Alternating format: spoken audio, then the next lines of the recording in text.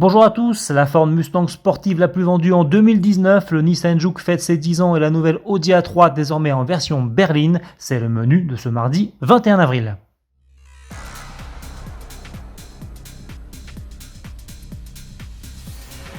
Un mois et demi après avoir présenté la nouvelle et quatrième génération d'A3 en version Sportback, Audi révèle la variante berline du modèle. Pas de grande surprise toutefois, côté look, on retrouve ici les mêmes lignes acérées que sur le modèle 5 portes. Rien à signaler non plus à l'intérieur avec là encore deux écrans numériques, l'un de 10,25 pouces pour le combiné d'instrumentation et l'autre de 10,10 pouces pour le système multimédia. En revanche, question gabarit, les dimensions sont évidemment en hausse avec un allongement de 15 cm par rapport à la Sportback et de 4 cm comparé à l'ancienne A3 berline.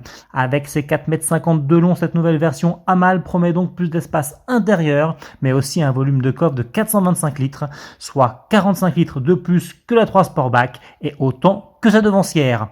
Enfin, sous les capots, on trouvera au lancement 3 motorisations.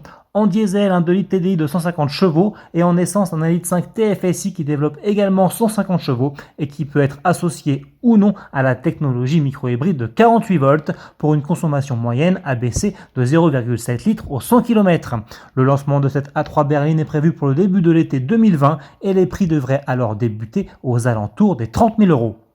La Ford Mustang reste championne. La célèbre Pony Car qui vient de fêter son 56e anniversaire s'est encore une fois adjugé le titre de la sportive la plus vendue au monde en 2019. Pour la 5e année consécutive, elle s'impose aussi comme le coupé le plus écoulé avec son modèle Fastback.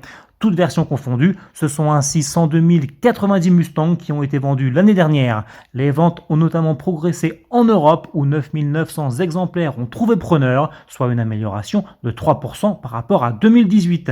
La hausse a été encore plus marquée en France avec le durcissement annoncé du malus écologique au 1er janvier 2020.